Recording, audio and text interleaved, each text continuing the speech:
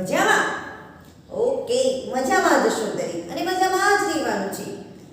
તો આજે આપણે એક નવો પાઠ ભણીશું, પરંતુ એ પહેલા આપણે થોડીક આગળના પાઠ વિશેની વાત કરીએ કે જે પાઠ તેજલ અમદાવાદમાં એ દરેકનો મેં જ્યાં સુધી કરાવ્યું છે ત્યાં સુધીનું કમ્પ્લીટ હશે. મેં જે હોમવર્ક પણ આપ્યું છે એ પણ તમારું હોવું જોઈએ કમ્પ્લીટ. તો જે તેજલ અમદાવાદમાં હતું એ તમને બધાને ખબર પડી જ ગઈ હશે કે અમદાવાદમાં આવ્યા પછી શું કરે છે, બરાબર? તો અહીંયા આપણે મેં તમને ઇન્ટ્રોડક્શન લેક્ચરમાં પણ કહ્યું હતું કે હવે દિવાળી પછીના જે પણ અભ્યાસક્રમમાં આપણે આગળનું તો જે પણ આપણે ભૂલ થઈ હોય, બાકી રહી ગયું હોય કે કોઈ પણ કારણસર તમારાથી છૂટી ગયું હોય તેવી ભૂલ આપણે હવે નહીં કરીએ. દરેકે મેડમની સાથે રહેવાનું છે, એટલે કે મેમ જ્યાં સુધી જે પણ વિડીયોમાં જે કરાવે છે ત્યાં સુધીનું દરેકનું પૂર્ણ હોવું જોઈએ દરેક વિષયમાં. તો આપણું શું કામ એકદમ પરફેક્ટ રહેશે, આપણને વાંચવામાં અને લખવામાં અને ભણવામાં પણ મજા આવશે. અને બાકી રહેશે તો પછી આપણને ટેન્શન રહે કે બાકી છે, બરાબર? તેમ છતાંય કોઈ કારણસર હજુ પણ રહી જાય છે તો એને પૂરું કરી દો. જે આપણા 17 પાઠ સુધીનું જેટલું પણ ચાલે છે ત્યાં સુધીની દરેકની નોટ કમ્પ્લીટ હોવી જોઈએ, પૂર્ણ હોવી જોઈએ. અને હવે આપણે આજે એક નવો પાઠ જોઈએ, પાઠ 18 ગામ ગામના પાણી. અહીંયા પાણીની વાત છે. તો તમને ચિત્ર પણ દેખાય છે કે ભાઈ એક બેન છે જે ચિત્રમાં દેખાય છે કૂવામાંથી પાણી લે છે, બરાબર? ચિત્રો અમુક આપેલા છે એ આપણે જોઈએ, પણ એ પહેલા આપણે જોઈએ કે પાણી. તમે પાણી વગર રહી શકો છો? ના, નથી રહી શકતા. હા, એક સમય આપણે જમ્યા વગર રહી શકીએ, એટલે કે એક દિવસ માટે આપણે ના જમીએ, 2 દિવસ તો આપણે ચાલી જાય છે. પરંતુ પાણી વગર તો આપણે થોડીક વાર માટે પણ નથી રહી શકતા. જો થોડીક વાર થાય, અડધો કલાક જેવું થાય અને થોડીક ગળામાં એમ થાય કે હવે સુકાઈ ગયું છે, હોઠ સુકાઈ ગયા છે, ગળું સુકાઈ ગયું છે, એવો આપણને અહેસાસ થાય ને આપણે તરત જ થોડુંક પાણી પીએ છીએ. એમાં પણ જો ઉનાળાના દિવસો હોય તો આપણે જરા પણ વારંવાર આપણને પાણી પીવાની ઈચ્છા થાય છે. તો પાણી શું છે? આપણા શરીરનો એક હિસ્સો, એટલે પાણી વગર આપણે જીવી શકીએ નહીં. આપણું જીવન પાણી વગર શક્ય જ નથી. ત્યારબાદ પાણી આપણી કુદરતી અને અમૂલ્ય સંપત્તિ છે. તો એ કુદરતી અને અમૂલ્ય સંપત્તિનું આપણે શું કરવું જોઈએ? જતન કરવું જોઈએ, એની જાળવણી કરવી જોઈએ અને સાચવવું જોઈએ. મારો કહેવાનો મતલબ એ છે કે પાણીને આપણે સાચવીને વાપરવું જોઈએ, જાળવવું જોઈએ, સાચવવું જોઈએ. એનો મતલબ એ નથી કે એને સ્ટોર કરીને મૂકી રાખવું, પરંતુ જે પણ આપણે દિવસ દરમિયાન પાણીનો ઉપયોગ કરીએ છીએ બધા જ કામમાં, જેવા કે આપણે રસોઈમાં, વાસણ ઘસવામાં, પછી કપડાં ધોવામાં, બીજા કેટલાય કામમાં આપણે પાણીનો ઉપયોગ કરીએ છીએ. તો એને જરૂર મુજબ એટલે કે જેટલી જરૂરિયાત હોય એટલા મુજબનો જ એનો ઉપયોગ કરવો જોઈએ. તો જ આપણે પાણી જેવી અમૂલ્ય સંપત્તિને સાચવી રાખીશું, બચાવી શકીશું. નહીંતર જો આપણે જેમ તેમ પાણીને વેડફશું તો આગળની પેઢીને, એટલે કે આપણે તો અત્યારે પાણી વાપરી શકીએ છીએ, પરંતુ જેમ જેમ સમય આગળ જતો જશે એમ પાણી ખૂટી જશે ને એ તો બરાબર જ છે. પણ એ ઉપરાંત પાણીમાં બહુ જ બધા લોકો ગંદકી કરે છે, પાણીને એટલું ગંદુ કરી દે છે, એના લીધે કેટલાય જંતુ એટલે કે કેટલાય રોગો થાય છે. તો એ બધું આપણે એટલે તમારે એટલે આપણે બધાને ધ્યાન રાખવાનું છે. ઓકે, હવે આપણે એ ચોપડીમાં જોઈએ પાના નંબર 138 નંબરનું પેજ નીકાળો. દરેકનું પેજ આ રીતનું ચિત્ર હશે દરેકના પેજમાં. ચોપડી બાજુમાં જ રાખવાની છે, ઈવીએસની નોટ પણ બાજુમાં, પેન્સિલ, રબર જે પણ છે બધું જ બાજુમાં રાખવાનું છે. આ પ્રમાણે તમારી ચોપડીમાં હશે, બરોબર? અહીંયા જુઓ, દરેક અહીંયા તરસ કેવી રીતે છીપાવવી એવું લખેલું છે. ઓકે, આપણે જોઈએ કે તરસ, તમને લોકો તરસ લાગે છે ને તો તમે કઈ રીતે છીપાવો છો? પાણી પી લો, હે ને? ફ્રીજમાંથી કે પછી ઘરમાં માટલી છે એમાંથી. ઓકે,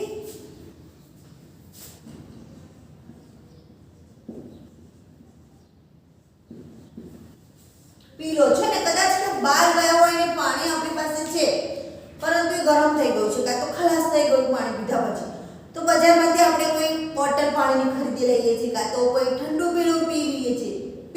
એ પ્રમાણે આપણી તરસ બુજાવીએ છીએ, એટલે કે છીપાવીએ છીએ. અહીંયા જોઈએ ક્રિપલ પુસ્તક વાંચતી હતી ને, ક્રિપલ છે જો ચોપડી વાંચે છે ત્યારે તેણે દરવાજે અવાજ સાંભળ્યો.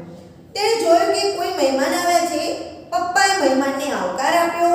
તેમણે રૂચનને તેમના માટે ઠંડુ પાણી લાવવા કહ્યું. મહેમાનને કહ્યું, હું ઠંડુ પાણી લઈશ નહીં, મને 1 ગ્લાસ પાણી આપો. જો આપણા ઘરે કોઈ મહેમાન આવે છે તો આપણે એને પાણી આપીએ છીએ. અહીંયા જે છે રૂચન જે ઠંડુ પાણી લઈને આવે છે બોટલમાં, પણ મહેમાન ના પાડે છે. કેમ ના પાડે છે આપણે આગળ પ્રશ્નોમાં જોઈએ. ઓકે, મને એક ગ્લાસ પાણી આપો, એટલે કે મારે ઠંડુ પાણી નથી પીવું. પપ્પાએ કહ્યું આજકાલ અમને પીવાલાયક પાણી મળતું નથી, તે ચોખ્ખું પાણી દેખાતું નથી, સારું રહેશે જો તમે પાણી ન પીવો. અમારી પાસે તો છૂટકો નથી એટલે આવું પાણી પીવું પડે છે. મહેમાન કહે છે મારે ઠંડુ પાણી નથી પીવું, મને એક ગ્લાસ પાણી આપો. પણ પપ્પા એવું કહે છે કે અમારે ત્યાં અત્યારે ગંદુ પાણી આવે છે એટલે પીવાલાયક નથી, તો તમે પાણી ના પીવો તો વધારે સારું. અહીંયા જો ચિત્ર આપેલું છે, મહેમાન ઠંડુ પાણી પહેલા ના પાડે છે, જ્યારે પેલું બીજું પાણી છે એમાં જે ક્રિપલ અને રૂચન છે એના પપ્પા કેવું કરે છે, નાક દબાઈ રહ્યા છે હાથમાં પ્યાલો લઈને. કહેવાનો મતલબ કે પાણી કેવું છે, ગંદુ. હવે જો ગંદુ પાણી કઈ રીતે થયું છે. અહીંયા પ્રશ્ન છે કે જે ગંદુ પાણીની વાત કરી, અહીંયા કે ગંદુ પાણી છે તમે ના પીવો તો સારું, તો ગંદુ પાણી આપણા શરીરને કેવી રીતે નુકસાન કરે છે ખબર છે તમને? ગંદુ પાણી પીવાથી શું થાય? તમે જ લોકો છો, બોટલમાં જો થોડું ગંદુ થઈ ગયું હોય, તમારા જ ખાવાનો કચરો એટલે કે ખાવાના દાણા કે જે પણ ખાવાની વસ્તુ અંદર પડી જાય છે પાણીની અંદર, તો તમે લોકો પણ નથી પીતા કે પાણી ગંદુ છે, બરાબર? હવે આ પાણી તો કેવું છે જોઈએ તો, જે ગંદુ પાણી પીવાથી શું થાય છે, અલગ પ્રકારના રોગો જેવા કે ચામડીના રોગો, કોલેરા, ટાઇફોઇડ, બરાબર, એ બધા રોગ થાય છે. ત્યારબાદ આવા પાણીથી કોઈ બીમાર થયું હોય એવા કોઈ તમને એટલે કે એવી કોઈ વ્યક્તિને તમે જાણો છો તો એની ચર્ચા કરવાની છે. તો તમારા ઘરમાં કદાચ તમારા આજુબાજુ કોઈ હોય તો એની તમે ઘરે ચર્ચા કરી શકો છો. ક્રિપલના ઘરે જ્યારે મહેમાન આવ્યા, તેમણે મહેમાનને પાણીના બદલે ઠંડા પીણા માટે પૂછ્યું, કારણ કે તેમણે વિચાર્યું કે તે આવું પાણી ના પી શકે. તમારા વિચારે ક્રિપલના કુટુંબે તેમને પોતાના પીવાના પાણી માટે શું કરવું જોઈએ? જો એ મહેમાન આવ્યા છે તો એ મહેમાને ના પાડે છે કે ઠંડુ પાણી મહેમાન ના પાડે છે, એટલે એમને પેલું માટલાનું પાણી એટલે કે ગ્લાસ પાણી માંગ્યું તો ના પાડ્યું કેમ કે ગંદુ પાણી છે. તો એમને ઠંડા પીણા માટે પણ, બરાબર, પાણીને બદલે ઠંડા પીણા માટે પણ કહી શકે, બરાબર. પણ અહીંયા જે ક્રિપલ અને રૂચન છે એ લોકો તો ત્યાં જ રહે છે, તો એ લોકોના ઘરે તો ગંદુ પાણી આવે છે, તો એ લોકો શું કરતા હશે? તો એ લોકોએ પાણીને શું કરવું જોઈએ? ઉકાળીને ગાળીને પીવું જોઈએ. એ ઉપરાંત એમાં ક્લોરીનની દવા જે આવે છે એ નાખવી જોઈએ, કાં તો ફટકડી છે એ નાખવી જોઈએ, જેથી કરીને પાણી શુદ્ધ થાય. મહેમાનને ઠંડુ પાણી પીવાની એટલે કે લેવાની ના પાડી, તેમણે આવું કેમ કર્યું? વિચારો. જો પેલા આવ્યા હતા મહેમાન, એ ઠંડુ પાણી ના પાડતા હતા, તો કેમ આવું કર્યું છે? તો તમને ખબર છે ઠંડુ પાણી પીવાથી આપણું જે સ્વાસ્થ્ય છે, આપણા શરીરને હાનિકારક છે, એટલે કે ઠંડુ પાણી આપણા શરીર માટે હાનિકારક છે. તેમ છતાં આપણે બધા જ ઠંડુ પાણી પીએ છીએ.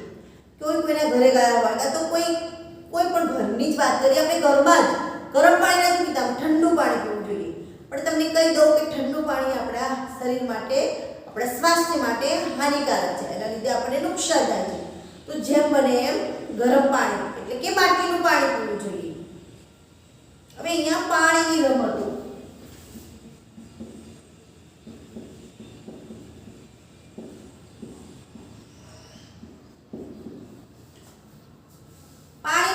તમે રમે છો પાણીની રમતો? જેમ કે તમે ક્યાંક પિકનિક ગયા હોય ને કોઈ વોટર પાર્કમાં ગયા હોય તો ત્યાં તમે શું કરો છો? પાણીમાં રમત રમો છો ને? ઓકે, સારું, ચલો અહીંયા જોઈએ. ઉત્તર ગુજરાતમાં મોટા વોટર પાર્ક છે. એક દિવસ સચિન અને નીરુ તેમના માતા પિતા સાથે વોટર પાર્ક ગયા. ત્યાં ઘણા બધા પાણીના ફુવારા હતા. નીરુએ કહ્યું, જો સચિન, પાણીમાં કેટલી બધી રાઇડ્સ છે, દેખો ચિત્ર આપેલું છે. તમે લોકો ક્યાં ગયા છો વોટર પાર્કમાં તો રાઇડ્સમાં બેઠા છો, અલગ અલગ પ્રકારની રાઇડ્સ છે, એમાં રમવાની પણ મજા આવે. આ બાજુ મોટા તળાવો. સચિને કહ્યું, છપ છપ છપ. બંને પાછળ જોયું, ઝૂમ ઝૂમ ઝૂમ અવાજ કરતા પહોળી લપસણીમાં ઝડપથી લપસતા બાળકો પાણીમાં પડતા હતા. તમે લોકો પણ કદાચ એ રીતના રમ્યા હશો કે ઊંચી લપસણી હોય, એમાં ચડીને પછી પાણી વાળું હોય રાઈડ, એમાં ધમ કરતો છલાંગ કરતો પાણીમાં ડાય મારો છો, મારો છે ને, અને મારી પણ હશે. કેવી મજા આવે છે. અહીંયા પાણીની રમતો એ જ કહી.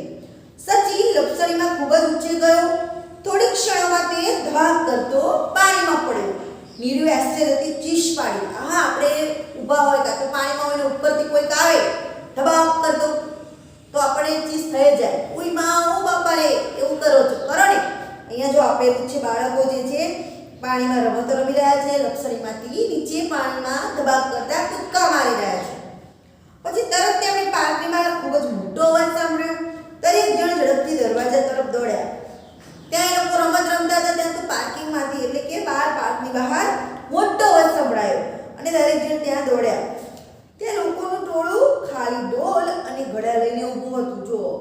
અંદર વોટર પાર્ક છે, ત્યાં પાણીમાં બધા રમત રમી રહ્યા છે, બહાર મોટે મોટેથી અવાજ આવે છે, માટે અંદરથી બધા બહાર જાય છે. તો એમને શું જોયું? જો ચિત્ર પણ દેખાય છે કે પાના નંબર 140 ઉપર જુઓ આ પ્રમાણેનું ચિત્ર છે.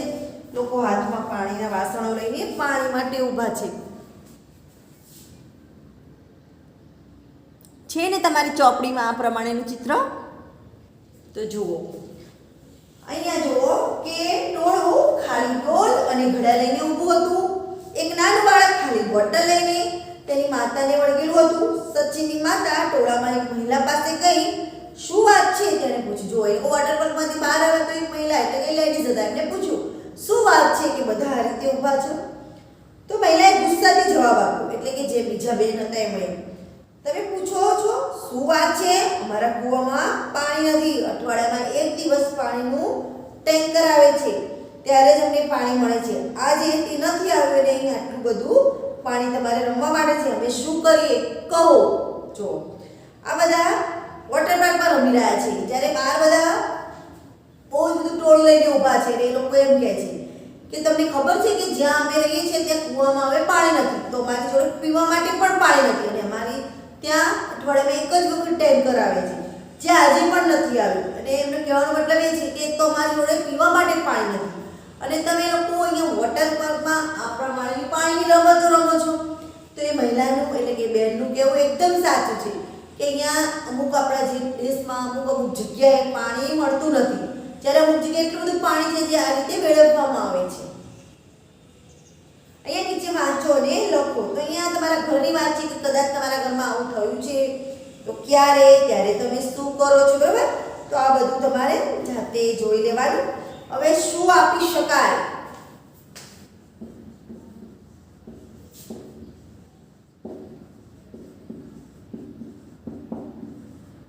ઓકે, અહીંયા જોઈએ આપણે શું આપી શકાય. અહીંયા જો અમદાવાદની વાત છે, અહીંયા લખેલું છે એલિસ બ્રિજ અમદાવાદ.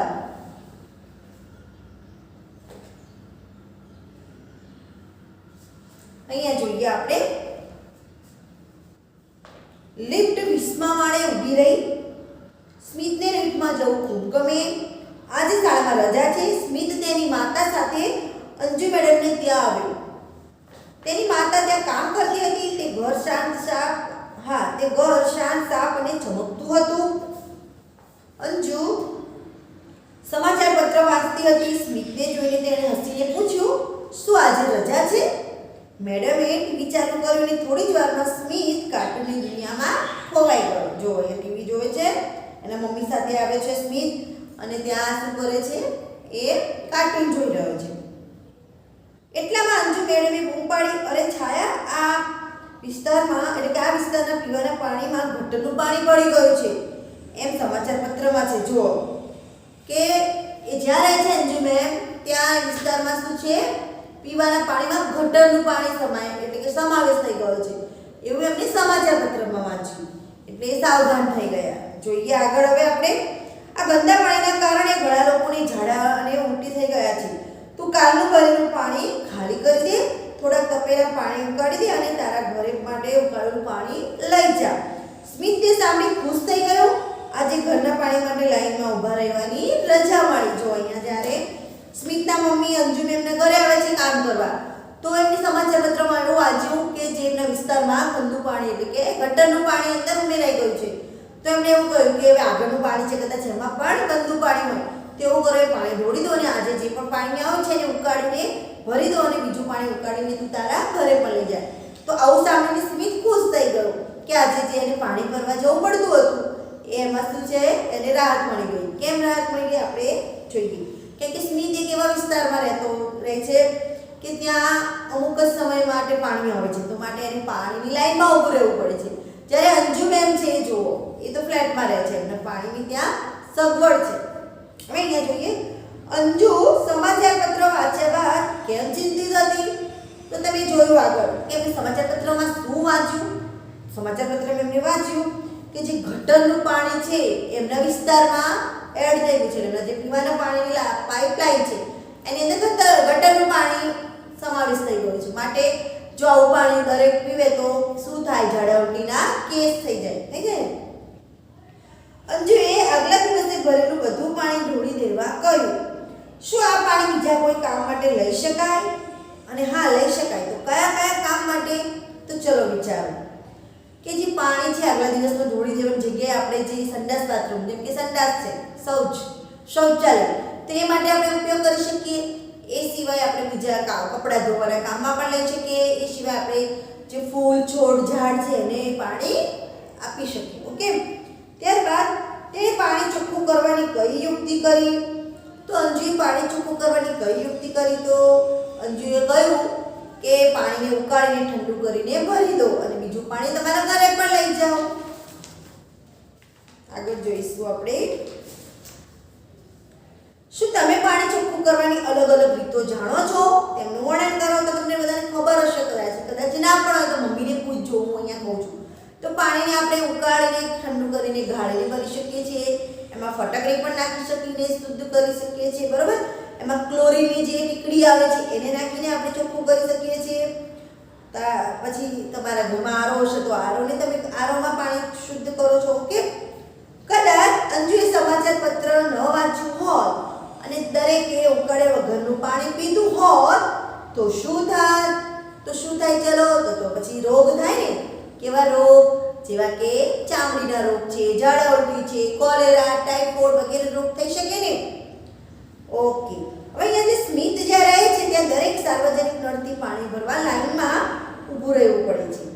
અંજુના ઘરમાં નળમાં આખો દિવસ પાણી આવે છે. આવું શા માટે? તો જે સ્મિત જ્યાં રહે છે ત્યાં પાણીનો સમય કેવો છે? અમુક જ સમય માટે પાણી આવે છે, માટે એ પાણીને સમયમાં ભરી દેવું પડે, માટે લાઈનમાં ઊભું રહેવું પડે. જ્યારે અંજુ છે એ ફ્લેટમાં રહે છે, એના ફ્લેટમાં મોટી ટાંકી આવેલી છે જે પાણી એમને આખો દિવસ 24 કલાક બધી જ જગ્યાએ, જેમ કે એમનું રસોડું છે, સંડાસ બાથરૂમ, કિચન અને બીજું વોશ બેસિન જ્યાં છે ત્યાં બધે આવે છે. અહીંયા જાતે કરો અને ચર્ચા કરો. તો અહીંયા આપણે થોડું વાંચી લઈએ, તમે તમારી રીતે કરજો, એને તમને આવડતું જ હશે. છેલ્લા 1 મહિનાના સમાચાર પત્રોમાં પાણી સંબંધિત બધા સમાચાર જુઓ અને છાપામાંથી કાપી એકઠા કરો. એક મોટા કાગળ પર આ બધા કાપેલા ભાગ ચોંટાડો. વર્ગખંડમાં ચર્ચા કરો. અહીંયા આપણે છે ને, પણ જો કદાચ તમે કોઈ ન્યૂઝપેપર તમારા ઘરમાં આવતું હોય અને એની અંદર આ પ્રમાણે પાણીના કોઈ સમાચાર હોય તો એને તમે કાપીને તમે એકઠા કરી શકો છો. હવે અહીંયા જોઈએ, તમને ક્યારે ઝાડા ઉલટી થયા છે? ત્યારે તમને કેવું લાગ્યું હતું? જ્યારે ઝાડા અને ઉલટી થાય ત્યારે આપણા શરીરમાંથી પાણી ખૂબ જ ઓછું થઈ જાય છે, જે શરીર માટે નુકસાનકારક છે. આપણા શરીરમાંથી ઓછું થયેલું પાણી ફરી પૂરું પાડવું મહત્વનું છે. ઝાડા ઉલટી થાય ત્યારે ખૂબ જ પાણી પીવું જોઈએ. આપણે પાણીમાં થોડું મીઠું અને ખાંડ પણ ભેળવવા જોઈએ. જો હા, જ્યારે ઝાડા ઉલટી થાય ત્યારે આપણા મોઢા વાટે ઉલટી અને આપણા ઝાડા વાટે પાણી જતું રહે છે, એટલે કે ઓછું થઈ જાય છે. એના લીધે આપણું શરીર કેવું થઈ જાય છે? અશક્તિવાળું, એકદમ કમજોર. એને ફરીથી શક્તિવાળું એટલે કે ફરીથી પાણી શરીરમાં આવે એ માટે આપણે શું કરવું જોઈએ? ખૂબ જ પાણી પીવું જોઈએ. એ ઉપરાંત મીઠું અને ખાંડવાળું પાણી પણ પીવું જોઈએ. તો આ માટે આપણે એક મિશ્રણ છે, અહીંયા લખેલું છે નીચે, મીઠા અને ખાંડનું મિશ્રણ બનાવ્યું. કઈ રીતે બનાવીશું તો જોઈશું. અહીંયા 1 પ્યાલો ઉકાળેલા પાણીમાં 1 ચમચી ખાંડ અને ચપટી મીઠું નાખવું અને ઠંડુ થવા દો. આ મિશ્રણને ચાખો. પાણી આપણા આંસુ કરતાં વધારે ખારું થવું જોઈએ નહીં. તમને ખબર છે આપણા આંસુ તમે ચાખ્યા છે ક્યારે? આંસુ કેવા હોય છે? ખારાશ પડતા હોય છે, પરંતુ એના કરતાં ઓછું હોવું જોઈએ. જ્યારે વ્યક્તિને ઝાડા અને ઉલટી થાય ત્યારે આ મિશ્રણને પીવડાવવું. સાથે હળવો ખોરાક આપવો. નાના બાળકોને માતાનું દૂધ સતત આપવું જરૂરી છે. થોડી દવા લેવી પણ જરૂરી છે. તે ઘરે બનાવેલી પણ હોઈ શકે છે. જો ઝાડા અને ઉલટી બંધ ન થાય તો ડૉક્ટરની સલાહ લેવી જોઈએ. જેમ કે આપણે સામાન્ય ઝાડા ઉલટી થાય તો આપણે આ પ્રમાણે ખાંડ અને મીઠાનું મિશ્રણ કરીને પી શકીએ છીએ. હવે નાનું બાળક છે, જો એને એવું થાય તો એની મમ્મીનું જ દૂધ, એટલે કે 6 મહિના સુધી નાના બાળકને માતાનું જ દૂધ આપવું જોઈએ. એના માટે કેવું છે? બધું જ એની અંદર આવી જાય પોષક તત્વો એના. તો એવું કરવું જોઈએ. એ ઉપરાંત આપણે થોડો ખોરાક હળવો ખાવો જોઈએ. ઘરગથ્થુ દવા પણ કરવી જોઈએ. હા, જો વધારે પડતું હોય તો આપણે ડૉક્ટરની સલાહ લઈને આગળ દવા કરવી જોઈએ. અહીંયા જોઈએ કે અહીંયા શાળાનું છે, બરાબર. અહીંયા જે સ્કૂલમાં આપણે જૂથનું છે એટલે આ આપણે જોઈશું નહીં. હવે આગળ જોઈએ થોડું. અહીંયા અમુક વસ્તુ છે કે કઈ રીતે સ્વચ્છ રાખવી જોઈએ. જેમ કે આપણે શૌચાલયની વાત કરીએ તો આપણા ઘરમાં જે શૌચાલય છે જો એને તમે ગંદુ રાખશો તો શું થશે? બીમારીઓ થાય. પણ એ જ વસ્તુને આપણે ચોખ્ખું રાખીએ તો એ જ પ્રમાણે જોજો કે આપણે બહાર ક્યાંક જઈએ ત્યારે જાહેર શૌચાલયો છે, ક્યાંક બસ સ્ટેશને, ક્યાંક રેલવે સ્ટેશને, તો જોજો એ કેવા હોય છે? એ આપણા ઘર કરતાં થોડા ગંદા. કેમ કે ઘરમાં તો આપણે અમુક જ વ્યક્તિઓ હોઈએ છીએ ને આપણે એની સાફ સફાઈ કરીએ છીએ સારી રીતે, પરંતુ એ બધા જે જાહેર શૌચાલયો છે એમાં અલગ અલગ વ્યક્તિઓ જાય છે તો એમાં ગંદુ કરે છે અને એમાં સાફ સફાઈ પણ જોઈએ એવી થતી નથી. માટે એ બંનેમાં ડિફરન્ટ જોવા મળે છે. તો અહીંયા જો આપણે સાફ સફાઈ રાખીએ, ચોખ્ખાઈ રાખીએ તો આપણને કોઈ પણ રોગ થાય નહીં. અહીંયા જે વાત છે પાણીની, આપણે પાણીની વાત કરી તો તમને ખબર છે કે જે આપણું પાણી છે અત્યારે ખૂબ જ સંકટમાં છે. કેવી રીતે સંકટમાં? એક તો આપણે જેમ તેમ પાણીને વેડફી દઈએ છીએ, બીજું કે ગંદકી કરીએ છીએ. જેમ કે આપણા દેશમાં, આપણા રાજ્યમાં બહુ જ બધી નદીઓ આવેલી છે. એ નદીઓમાં આપણે શું કરીએ છીએ? બધા જેમ તેમ ગંદકી કરીએ છીએ. જેમ કે ઢોરોને નવડાવવું, જે ગામડાની સ્ત્રીઓ છે ત્યાં કપડાં ધોવે છે, બીજી કેટલી પ્રવૃત્તિઓ નાય છે, અમુક લોકો તો એમાં શૌચ ક્રિયા પણ કરે છે. તો આના લીધે જે આપણું પાણી છે એ શું થઈ ગયું છે? ગંદુ થઈ ગયું છે. તમે આપણે ગંગા નદીનું નામ સાંભળ્યું હોય તો એમાં એક વિચાર છે કે રામ તેરી ગંગા મેલી હો ગઈ. કહેવાનો મતલબ છે કે ગંગા, જે ગંગા નદીમાં જે લોકો ગંદકી કરે છે, કચરો કરે છે, બીજા લોકો, જે અમુક લોકો અંધશ્રદ્ધાળુઓ છે, હું વાત કરું, હું પણ એ માનું છું કે અમુક ઘરની જે વસ્તુઓ છે એને નદીમાં પધરાવે છે. જેમ કે ફૂલ છે, ભગવાનની બધી વસ્તુઓ, પણ એમને ખબર નથી કે એની અંદર જે પોલ્યુશન થાય છે એના લીધે જે નદી છે એ ગંદી થઈ જાય છે. આપણે નદીને માતા કહીએ છીએ કેમ કે નદી માતા, એ નદીનું પાણી આપણે બધી જ વસ્તુમાં ઉપયોગ કરીએ છીએ, આપણું જીવન પૂરું પાડે છે. એટલે કે પાણી વગર આપણું જીવન શક્ય નથી અને નદીમાંથી જ આપણે પાણી મેળવીએ છીએ. તો એ નદીને આપણે માતા કહીએ છીએ. માતાના લીધે બધા શું કરે છે? જે ફૂલ છે, બધી કેટલી વસ્તુઓ નદીમાં પધરાવે છે, પરંતુ આ વસ્તુ સારી નથી. એના લીધે શું થાય છે? નદીનું પાણી ગંદુ થાય છે. એ જ પાણી આપણે પીવામાં લઈએ છીએ તો એના લીધે આપણે જ બીમાર પડીએ છીએ. આપણે નદીને માતા કહીએ છીએ ને આપણે જ આપણી માતાને ગંદી કરી રહ્યા છીએ. તો હું દરેકને કહું કે આપણે એ પ્રમાણેનું કામ કરીશું નહીં, જેથી કરીને આપણી જે નદીઓ છે એ ચોખ્ખી રહે. ઓકે. બીજું એ કે જે પાણીની મેં વાત કરી કે જે પાણીમાં ગંદકી કરતા હોય છે તો આપણે એ પ્રમાણે પણ કામ નહીં કરીએ જેથી કરીને પાણી ગંદુ થાય. અને પાણીને આપણે સાચવવું જોઈએ. દરેક પાણીને આપણે સાચવીને જે કામમાં ઉપયોગ કરે છે એને સાચવીને રહેવું જોઈએ. ઓકે. હવે અહીંયા આપ્યું છે વડીલોની દ્રષ્ટિ. પીળા નંબરના પેજમાં લખેલું છે એ જોવું આપણે કે વડીલોની દ્રષ્ટિ એ આપણે વાંચીશું. અંતર ધ્યાન હોવું જોઈએ દરેકનું. અહીંયા આશરે 30 વર્ષ પહેલાની વાત છે, એટલે કે તમે તો ત્યારે જન્મ્યા પણ નહીં હો, બહુ જ પહેલાની વાત છે. રાજકોટના રાજમઢિયાળા ગામે પાણીનો વિકટ પ્રશ્ન ઉપસ્થિત થયો. એટલે કે જે રાજકોટનું છે રાજમઢિયાળા ગામ,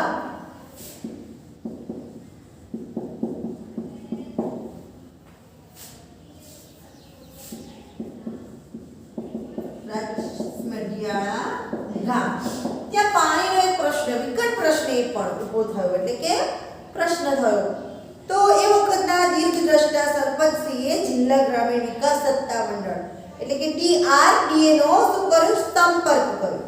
ગામમાં ચેકડેમ બનાવવા માટે ભલામણ કરી. ગ્રામીણ વિકાસ સત્તામંડળે 1985માં આ ગામમાં 1090 હેક્ટર વિસ્તારમાં લગભગ 45 ચેકડેમ બનાવ્યા.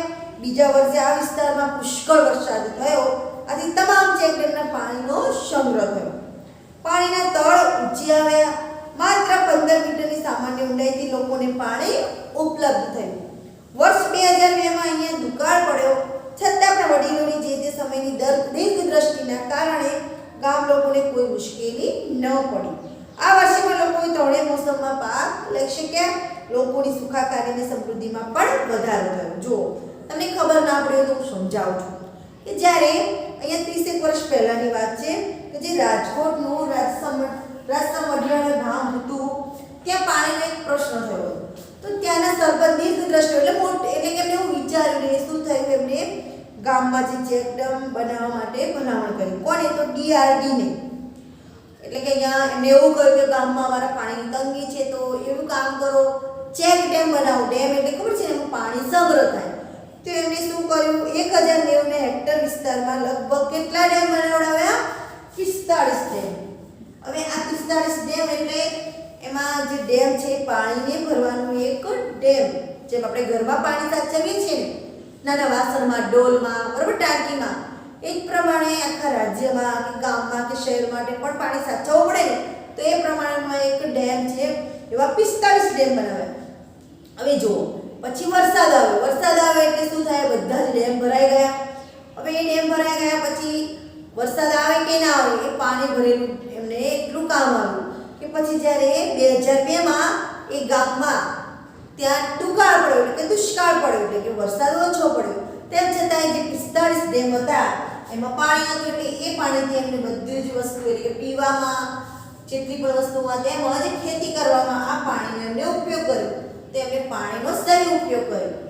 કેમ કે આપણે પણ એવું કરે છે કે આપણને એવો સમાચાર મળે કે આજે પાણી આવવાનું નથી, તો આપણે શું કરીએ છીએ? બધું પાણી આગલા દિવસે બધું ભરી રહીએ, એટલે કે બધું ભરી રાખીએ છીએ, કેમ કે બીજા દિવસે કામ આવે. એ જ પ્રમાણે અહીંયા ડેમ બનાવે છે કે આ વર્ષે સારો વરસાદ આવ્યો છે, ડેમ બધા ફૂલ થઈ ગયા છે, પરંતુ જો બીજા વર્ષે એટલે કે અમુક વર્ષો પછી વરસાદ ના આવે તો આ ભરેલું પાણી આ ડેમમાં વાળું એ લોકોને કામ આવે. તો આ લોકોની દીર્ઘ દ્રષ્ટિ, એ લોકોએ વિચારી સૂઝબૂઝ કરીને આ બધું કર્યું. તો આપણે પણ એવી રીતે કરી શકીએ છીએ પાણીને બચાવવાનું પ્લાનિંગ. બરાબર છે? તમને ખબર ના હોય તો કેટલાને ધાબુ હોય છે ઘર, એમાં એ લોકોએ પાણીની અંડરગ્રાઉન્ડ ટાંકી બનાવેલી હોય છે, જે વરસાદનું પાણી ધાબા ઉપર જાય, ધાબામાંથી ધીરે ધીરે પાઇપલાઇન કરીને અંડરગ્રાઉન્ડ પાણીમાં એટલે કે ટાંકામાં સમાય. હવે રોજ તો એમના ઘરે પાણી આવતું જ હોય, પરંતુ જ્યારે પાણીની વિકટ પરિસ્થિતિ ઊભી થાય અને પાણી ના મળે ત્યારે એ ટાંકાનું પાણી પ્યોરિફાઈ કરી એટલે કે ચોખ્ખું કરીને એને ઉપયોગમાં લઈ શકાય કે નહીં? કેટલાયના ઘરમાં કાં તો ગામડે એવી વ્યવસ્થા પણ હશે. એ માટે હા, ખર્ચો થઈ જાય, પરંતુ એક વખત સારો એવો ખર્ચો કરી દઈએ પણ આખી જિંદગી એની શાંતિ એટલે કે સંગ્રહાયેલું પાણી ગમે ત્યારે કામ આવે છે. ઓકે,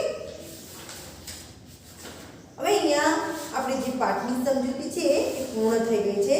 તો તમારે શું કરવાનું છે? પાઠનું વાંચન કરવાનું છે હોમવર્કમાં.